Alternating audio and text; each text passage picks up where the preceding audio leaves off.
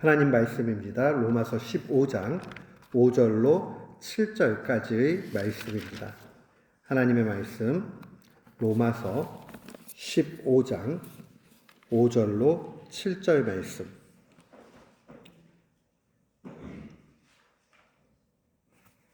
우리 같은 마음으로 5절부터 7절까지 봉독토록 합니다. 이제 인내와 위로의 하나님이 너희로 그리스도 예수를 본받아 서로 뜻이 같게 하여 주사 한 마음과 한 입으로 하나님 곧 우리 주 예수 그리스도의 아버지께 영광을 돌리게 하려 하노라. 그러므로 그리스도께서 우리를 받아 하나님께 영광을 돌리심과 같이 너희도 서로 받으라. 아멘. 저는 오늘 본문 말씀을 통해서 하나님의 영광을 위하여 라는 제목으로 주의 말씀을 선포하도록 하겠습니다.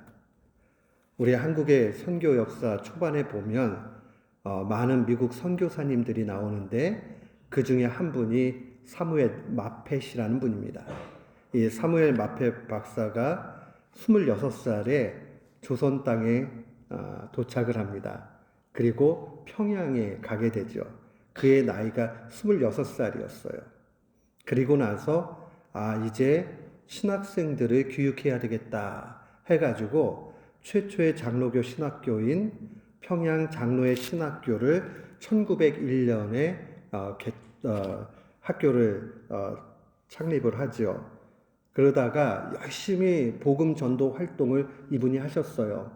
그러다가 일본 사람들이 자꾸 자기네 민족 종교인 이 신사를 만들어 놓고, 그러니까 우상 숭배하는 거거든요. 신사 참배를 강요하니까 우리의 신앙으로는 받을 수 없다. 그래가지고 신사 참배 반대 운동을 앞장섭니다.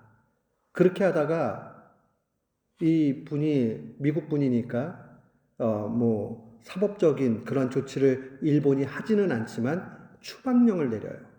그래서 1936년도, 그러니까 그의 나이가 72세예요. 그때에 어쩔 수 없이 미국으로 돌아옵니다.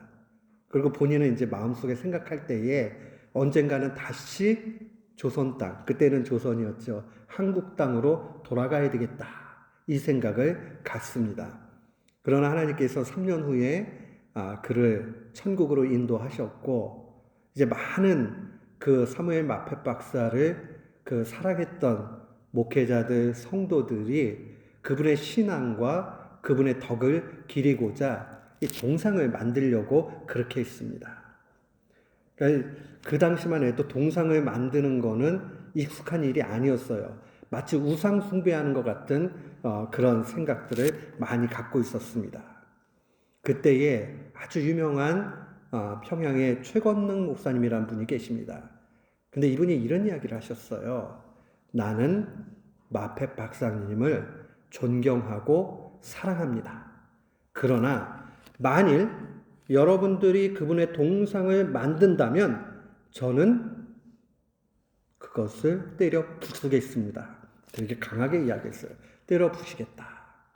왜 그러한 말씀을 하셨느냐? 그게 자칫 잘못하면 우상 숭배가 될 수 있고, 마펫 박사님이 많은 업적을 남긴 것은 사실이지만 모든 영광은 하나님이 받으셔야 된다 하는 그 마음이 가득 있었기 때문입니다. 그렇습니다. 우리가 오늘날에 있어서는 그것이 중요한 문제가 아니지만 당시에는 동상을 만드느냐 안 만드느냐는 굉장히 중요한 문제였고요. 그러나 변치 말아야 될 것은 모든 영광은 하나님이 받으셔야 된다는 거예요. 그 중심이 굉장히 중요하지요. 하나님께 영광을 돌리는 삶은 그리스도인의 삶의 목표입니다. 근데 많은 사람들이 하나님의 영광 이렇게 이야기하지만 하나님께 영광 돌리는 것이 뭐냐라고 물으면 쉽게 답을 잘 못합니다. 이 영광이라는 말은 굉장히 번역을 잘한 말이에요. 이 성경 말씀에 보면 이 구약 성경에 특별히 이 영광이라는 말을 잘 사용을 하고 있는데 카보트라는 말로 사용을 합니다. 카보트. 이 카봇이라는 말이 어떤 뜻이냐면 원래는 무게감이라는 뜻이에요. 굉장히 무게가 나간다.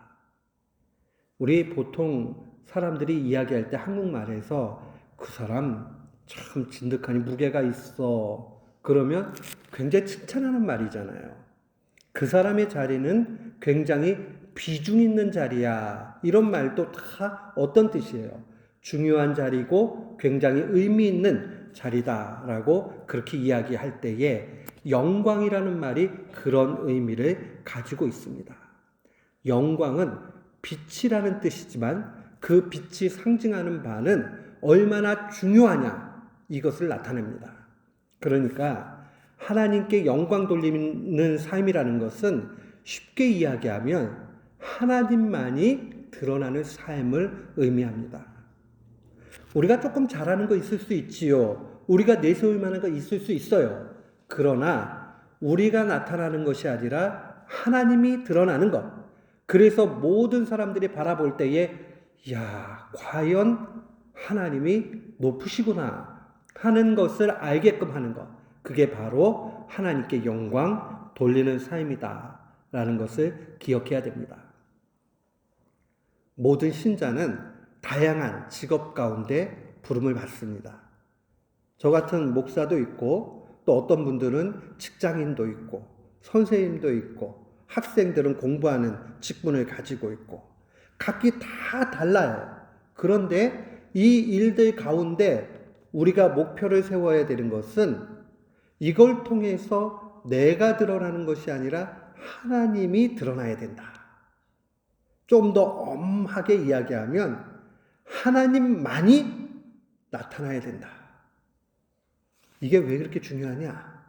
하나님만이 나타나게 될 때에 나중에 후회가 없게 돼요. 그리고 그걸 통해서 하나님께서는 우리에게 큰 복을 내려 주십니다. 그래서 사도는 우리에게 이렇게 증거했습니다. 그런즉 너희가 먹든지 마시든지 다 하나님의 영광을 위하여 하라. 먹고 마시는 일은 작은 일이에요. 그리고 누구나 하는 일이에요. 그죠? 그러한 일들까지도 그냥 나는 먹는다, 마신다고 끝날 것이 아니라 하나님이 드러나도록 해야 된다는 거예요. 제가 설교 시간에 몇 번 말씀을 드렸는데 저는 잊혀지지 않는 어릴 때 광경이 하나 있어요. 인도에서 오신 전도받아가지고 오셔가지고 목사님이 되신 로이 목사님이란 분이 계셨어요. 저희 교회에서 후원을 해서 이분이 늘 오셔가지고 계셨는데 이분은 오시면은 물을 냉수를 뭐 이렇게 하면요 그걸 들고는 깊이 기도를 하고 마시는 거예요. 아무리 그래도 한국에서 우리 어릴 적에 뭐 물 마시고 감사하는 일은 거의 없거든요. 그냥 물을 마시는 거잖아요. 근데 그 간절한 기도의 모습을 바라보면서 야, 저분이 가지고 있는 그 하나님은 어떤 하나님일까 궁금했던 생각이 나요. 그러고 나서 한참 지나고 나서 깨닫게 된 것은 그분은 물 한 모금을 마시면서 하나님을 너무너무 깊이 경험하고 감사한 거예요. 어린 제가 그것을 바라보면서 지금 와서 그 모습을 평가한다면 저는 이렇게 이야기하고 싶어요. 그분은 물을 마시면서 하나님의 영광을 나타냈다. 하나님께 영광 돌렸다라고 그렇게 이야기하고 싶습니다. 오늘 본문의 6절 말씀 봐도 우리 주 예수 그리스도의 아버지께 영광을 돌리게 하려 한다. 이게 모든 신자의 삶의 모습이고 전생의 과정이 돼야 됩니다. 하나님께 영광 돌리는 거. 근데 오늘 하나님께 영광 돌린다는 이 표현이요. 그냥 어떤 특별한 일이 있어가지고 영광을 돌린다. 또 내지는 한번 영광을 돌려본다 하는 그런 개념이 아니고요. 꾸준히 쉼 없이 우리의 삶 자체가 순간순간 매 시간 하나님을 나타내는 것을 표현합니다. 사랑하는 성도 여러분, 우리는 하나님 앞에 살아갈 때에 하나님만이 드러나도록 힘써야 됩니다. 그러니까 우리가 조금 착한 일하고 좋은 일하고 그 다음에 시험에 드는 경우가 있어요. 야, 내가 이렇게 착한 일하고 좋은 일 했는데 왜 안 알아주지? 하나님께 영광을 구하는 걸 잠깐 잊어버리면 그게 서운해져요. 그러나 하나님께 영광을 돌리면 하나님이 아시니까 괜찮지. 하나님이 아시면 됐다 하고 만족하게 되죠.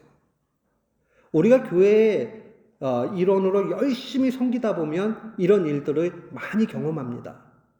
야, 내가 이 정도로 수고하고 힘 썼으면 알아줘야 되는 것 아니야? 또 때로는. 야, 나는 이렇게 힘들게 하는데 저 사람은 왜 안 해? 이런 생각들이 들어요. 그런데 그때마다 기억해야 됩니다. 주님이 아시면 된다. 주님은 모르시는 바가 없잖아요. 그러니까 예수님 우리에게 뭐라고 또 말씀해 주셨어요. 한 손이 선한 일을 하는 것을 다른 한 손이 모르게 하라고 말씀하시잖아요. 아니 어떻게 두 손이 붙어 있는데 모르겠어요. 그만큼 은밀하게 그렇게 선한 일을 힘쓰라고 말씀하시죠. 그런데요, 재밌는 게요. 선한 일을 은밀하게 해도 그 선한 빛이 나오기 때문에 언젠가는 드러나게 된다는 거예요. 그때가 진짜 멋있는 거예요. 내가 드러내려고 하지 않았는데 어느 시점이 지나고 나서 드러나 있는 그 상황들을 바라볼 때에 야, 이게 참 가치 있는 삶이구나 하는 것을 알게 됩니다. 오늘 하나님의 말씀은 특별히 하나님의 영광을 구하면서 드러내는 많은 삶의 모습이 있지만 특별히 귀한 한 가지 모습을 증거합니다. 그것은 예수 그리스도 안에서 하나가 되라는 겁니다. 저는 목회하다가 배운 것도 있습니다. 가정이 행복하면 저는 모든 게 행복하고 좋아진다. 예전에 그렇게 생각을 했어요. 근데 그 말이 틀리지 않아요. 근데 전제가 있어요. 가정이 행복하려면 교회에서 은혜를 충만히 받아야 된다. 교회가 평안해야 된다는 얘기죠. 그러니까 가정이 평안하면 행복한 것도 말은 되지만 더 정확한 것은 교회에서 하나가 되고 은혜를 받아야 인생이 행복하고 평안하다 하는 것을 꼭 기억해야 됩니다. 왜냐하면 사탄은요, 영적인 존재이기 때문에 우리를 자꾸 넘어뜨리려고 그래요.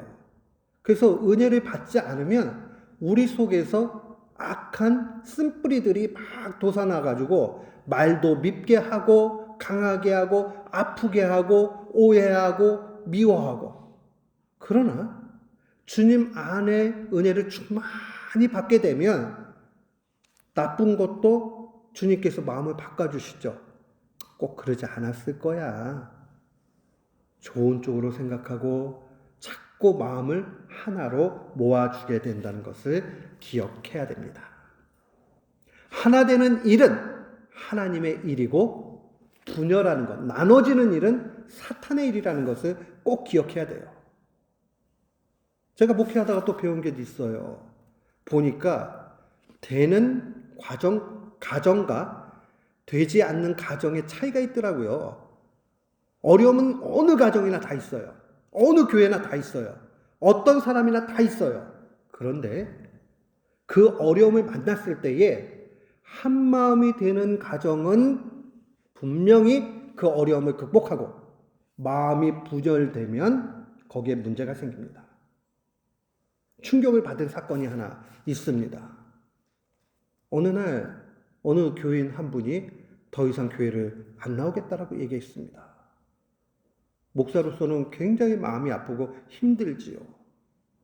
그런데 이분이 이유를 잘 얘기를 안 해요. 그냥 제가 교회를 옮기겠습니다. 마음이 얼마나 무겁고 아파요. 그래서 기도를 하고 자꾸 이제 권면을 하고 이야기를 나눴어요. 그랬더니 이분이 어떠한 사람에게 실망을 조금 하신 거예요. 우리가 얼마든지 그럴 수 있잖아요.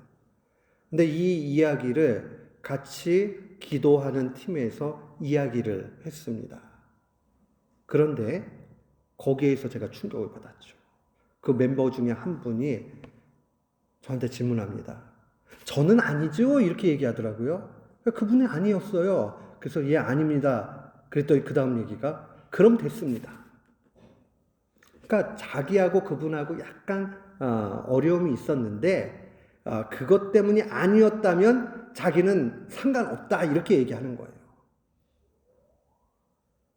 사랑하는 성도 여러분, 우리가 교회 안에서 인간관계 속에서 여러 어려움이 있을 수 있지만은 그러나 하나 기억을 해야 될 것은 우리가 한 마음이 돼가지고 나아가는 것 이것이 중요하고 거기에 전제는 뭐냐면 언제나 사랑이 넘쳐야 되는 거죠. 나 때문이 아니더라도 자유함을 얻으면 안 되는 거죠. 나 때문이 아니더라도 저 형제 자매가 고난을 받고 있었구나 하고 그 아픔에 같이 동참할 수 있는 것이 필요합니다.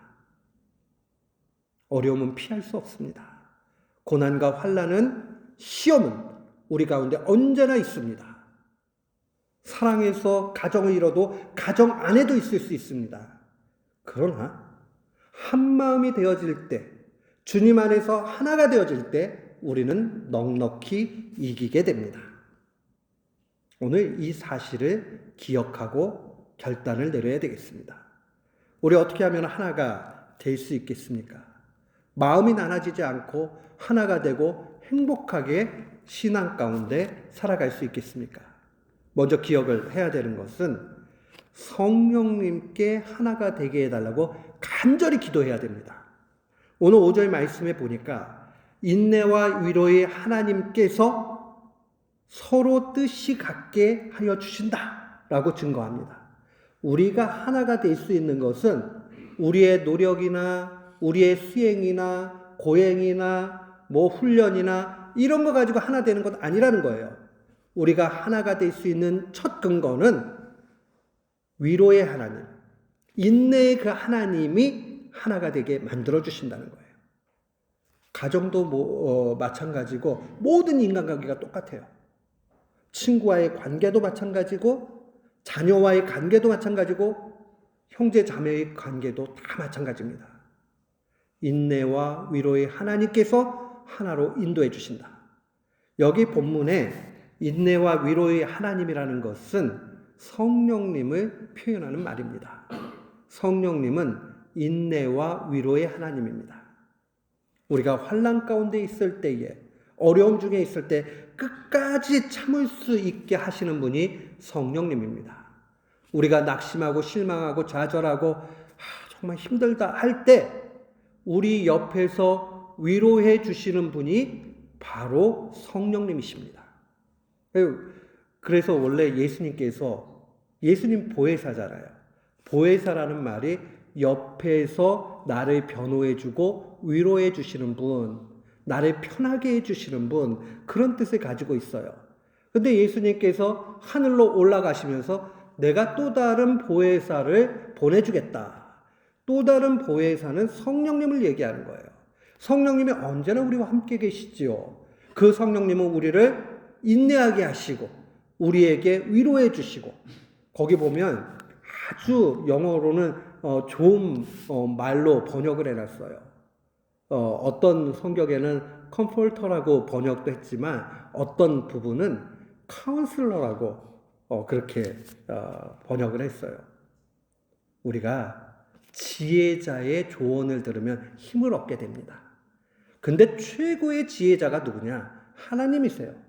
그 하나님이 우리의 카운슬러가 되어주십니다. 상담자가 되어주시는 거죠. 그러니까 우리가 기도할 때마다 성령님은 우리를 지혜롭게 만들어주십니다.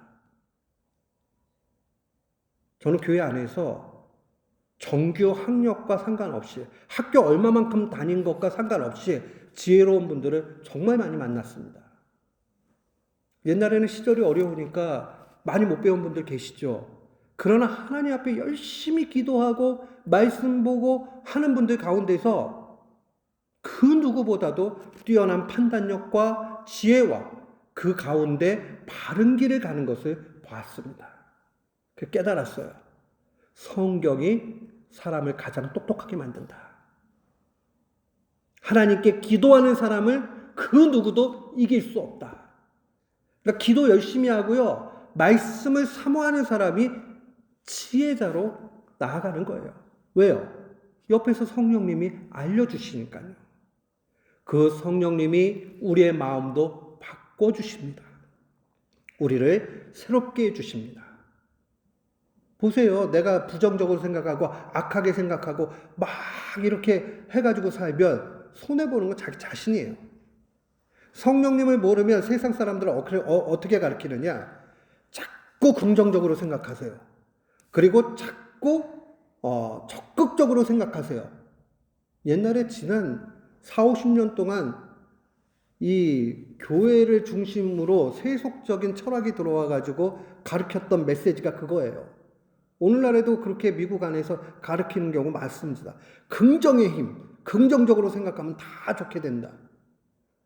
그게 안 되니까 문제인 거지. 누가 뭐 긍정의 힘 그걸 몰라서 그러나요? 그럼 긍정의 힘이 진짜 될 수 있는 근거가 뭐냐? 성령님께 간구해야 돼요. 주님, 지혜를 주세요. 나 친구하고 맨날 이런 문제가 있어요.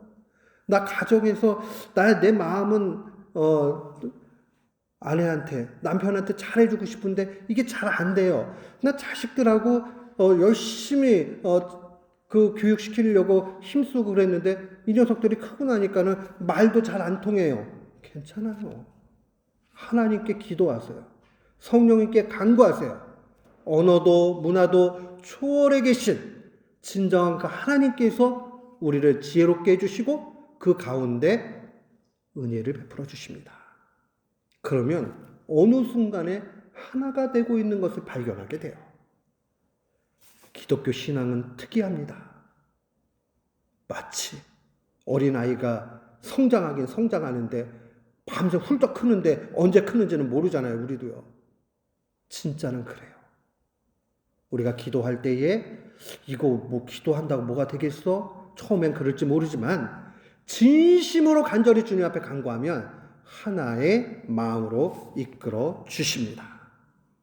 또한 두 번째로 기억을 해야 되는 것은 하나님께 하나됨을 배워야 됩니다. 예수 그리스도가 그 모습을 우리에게 잘 보여줬습니다.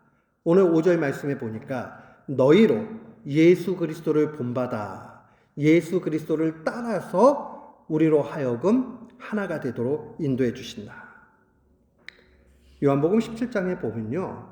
예수님이 아주 대제사장으로서의 그 기도를 깊이 하십니다. 거기에 2번 이런 내용이 나오는데 이렇게 기도하십니다.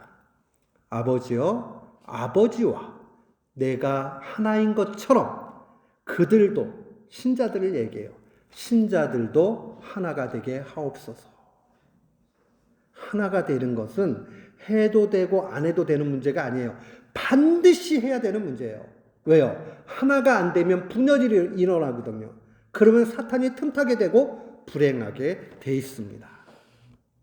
주님은 철저하게 성부 하나님께 순종했습니다.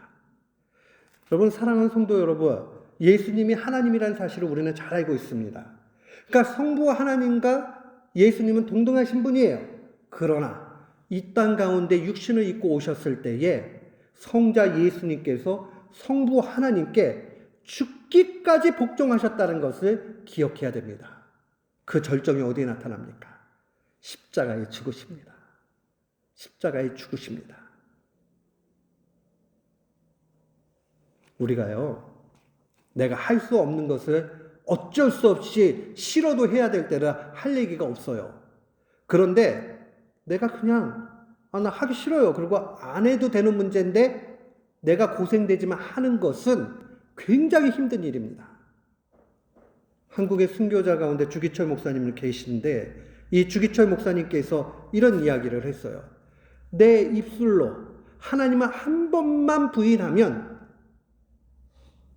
일본 형사들이 나를 놔주겠다고 얘기하고 그 다음에 고문도 안 하겠다라고 얘기하는데 그 입을 움직여서 하나님을 부인하는 것이 너무너무 힘들더라. 입으로 나 하나님 안 믿어요. 속으로 믿어. 하나님 한 번만 용서해 주세요. 제가 한 번만 부인할게요. 아, 나 안 믿어요. 그렇게 할 수 있잖아요. 그런 유혹이 왜 없었겠어요? 너무너무 힘든 가운데 놓여지는데요. 그 고문의 스토리들을 읽다 보면요, 눈물 없이 못 읽어요.